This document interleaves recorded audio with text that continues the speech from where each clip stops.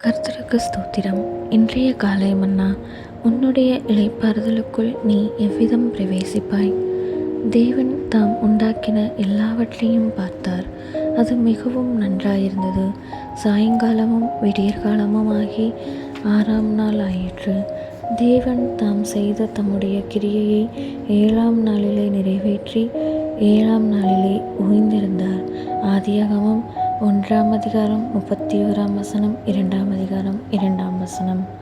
தேவன் தாம் செய்கிற அல்லது உருவாக்குகிற எந்த ஒரு காரியத்தையும் மீண்டும் கவனமாக சீர்தூக்கி பார்க்கிறார். நாமோ பெரும்பான்மையான சந்தர்ப்பங்களில் அப்படி செய்ய அக்கறை கொள்வதில்லை.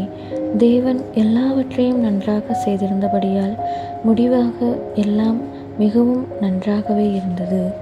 தாம் செய்த எல்லாம் நன்றாக இருந்ததை கண்டபோது அது அவருக்கு இளைப்பாறுதலை தந்தது.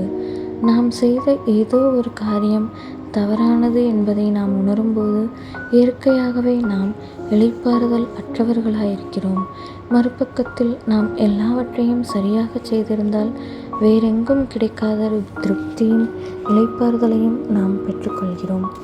தேவன் தம்முடைய நல்ல வேலையை முடித்த பின் இளைப்பாறுதலுக்குள் பிரவேசித்தது போல நம்முடைய ஜீவியத்தின் வேலை முடிவு வரும்போது நாம் தேவனுடைய இளைப்பாறுதலுக்குள் பிரவேசிப்போம்.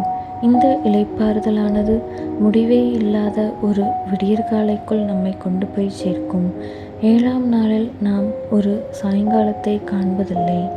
நம்முடைய ஜீவியமும் கூட ஒரு விடியற்காலத்தில் முடிவுற வேண்டுமேயன்றி மாலையில் முடிவுறக்கூடாது.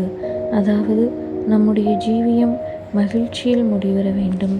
விடியற்காலத்திலே களிப்புண்டாகும். காலை நேரம் புத்துணர்ச்சி அளிப்பதாகவும் இன்பம் அளிப்பதாகவும் இருக்கிறது. நாம் பரலோகத்திலுள்ள நம்முடைய இளைப்பாறுதலுக்கு புதிய ஜீவனோடும் மகிழ்ச்சியோடும் செல்ல வேண்டுமே அன்றி துக்கத்தோடும் களைப்போடும் எலியாவைப் போல போதும் என்கிற சத்தத்தோடும் செல்லக்கூடாது.